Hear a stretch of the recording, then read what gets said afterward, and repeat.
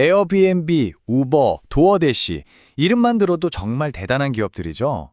근데 이 회사들이 아무것도 없던 시절에 어떻게 시작했을까요? 상품을 파는 사람과 사는 사람, 이 양쪽을 모두 만족시켜야 하는 마켓플레이스를 만든다는 건 거의 불가능해 보이잖아요. 오늘 바로 이 문제를 해결했던 그들의 성공 공식을 한번 파헤쳐 보겠습니다. 바로 이 질문이 모든 마켓플레이스 창업자들이 밤잠 설치게 만드는 바로 그 근본적인 질문입니다. 오늘 이 분석을 통해 그 답을 한번 찾아가 보죠. 이 골치 아픈 딜레마를 우리는 보통 닭과 달걀 문제라고 부르죠. 예를 들어 도어대시를 한번 생각해 볼까요? 손님이 한 명도 없는데 식당들한테 우리 앱에 입점하세요 라고 설득해야 하고, 반대로 먹을 수 있는 식당이 하나도 없는데 손님들한테 우리 앱 한번 써보세요 라고 해야 하는 정말 막막한 상황인 거죠. 네, 맞습니다. 이게 바로 마켓플레이스가 넘어야 할 첫 번째 큰 산입니다. 하지만 여기서 중요한 건 이건 모두가 겪는 문제라는 거고요.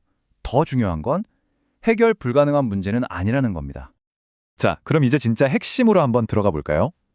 정말 놀랍게도요, 성공한 기업들의 초기 전략을 깊숙이 파고들었더니 거의 똑같은 아주 일관된 4단계짜리 성공 공식이 발견됐습니다.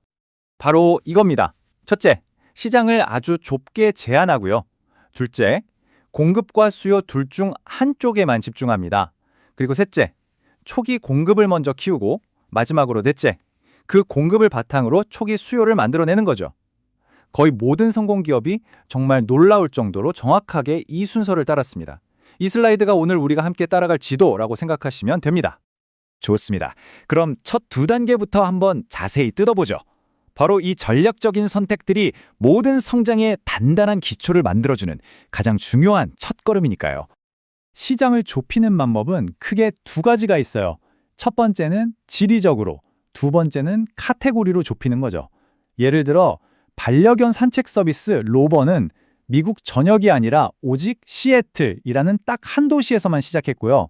이벤트 브라이트는 세상의 모든 행사가 아니라 테크 이벤트라는 아주 구체적인 틈새 시장에만 집중했습니다. 자, 이렇게 시장을 좁혔다면 이제 다음 질문이 나오죠.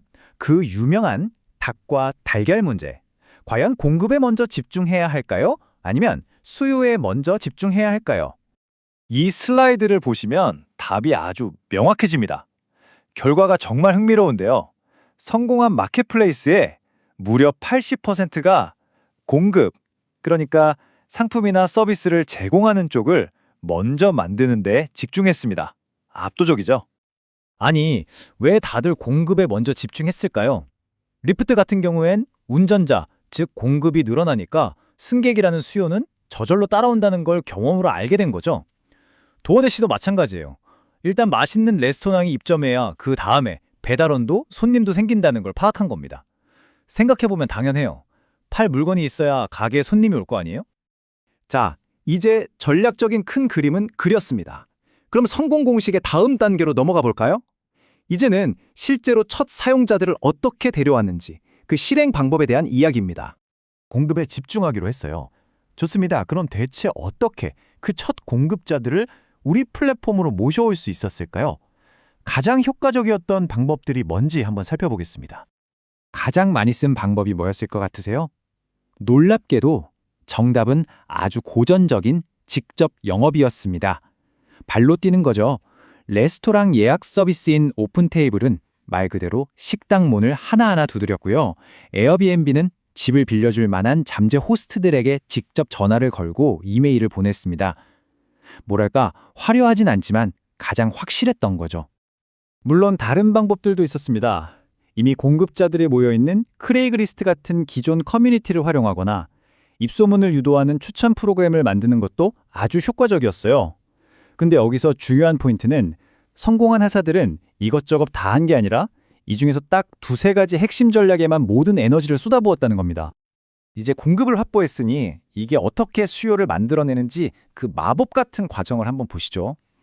이게 정말 기가 막힌 선순환 구조인데요.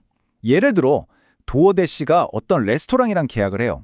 그럼 그 레스토랑이 자기 가게에 오는 단골 손님들한테 전단지나 스티커로 이제 도어대시로 주문하세요 라고 홍보를 합니다. 그럼 그 손님은 주원하려고 앱을 깔겠죠? 근데 앱에 들어가 보니 자기가 원래 가던 식당 말고도 다른 매력적인 식당들이 있는 걸 발견하게 되는 거예요. 와, 공급이 스스로 마케팅 채널이 되는 순간입니다. 이게 그냥 그럴듯한 이야기가 아니라 데이터로도 증명이 됩니다. 초기 수요를 어디서 얻었는지 조사해보니 1위는 당연히 훌륭한 제품에서 나오는 입소문이었고요. 2위가 바로 방금 말씀드린 공급이 수요를 창출하는 이 효과였습니다. 정말 강력하죠? 자, 이렇게 해서 마켓플레이스에 겨우 불씨를 지폈습니다. 그럼 이제 다음 과제는 뭘까요? 이 작은 불씨를 어떻게 활활 타오르는 거대한 불로 만들 것인가? 바로 스케일업의 단계로 넘어가는 겁니다. 여기서 정말 중요한 점이 하나 있습니다. 초기에 먹혔던 성공 공식이 스케일업 단계에서는 더 이상 통하지 않는다는 거예요. 초반에 효과적이었던 직접 영업 같은 건 이제 돈을 쓰는 퍼포먼스 마케팅으로 바뀌어야 하고요. 한 동네에 집중했던 전략은 이제 다른 도시, 다른 나라로 확장하는 전략으로 진화해야 합니다. 이 변화가 얼마나 극적인지 보여주는 아주 강력한 숫자가 있습니다. 지금 우버 성장의 절반, 무려 50%가 유료 광고 같은 마케팅에서 나온다고 해요. 이건 초창기에는 거의 쓰지도 않았던, 중요하지 않았던 방법이거든요. 성장의 단계에 맞는 새로운 무기를 계속 찾아야 한다는 걸 명확하게 보여주는 거죠. 이 모든 분석을 진행한 레니 라치치키가 남긴 말이 참 인상 깊습니다. 스케일업 단계에서는 모든 문제를 한 방에 해결해주는 마법 같은 탄원은 없다. 오직 묵직하고 힘든 과제들을 하나씩 해결해 나가는 납탄원만 있을 뿐이다. 라고요. 꾸준함과 실행력의 중요성을 말하는 거겠죠. 자, 이제 여러분은 에어비앤비와 우버 같은 거인들이 걸어왔던 길, 그들의 성공 공식을 손에 넣었습니다.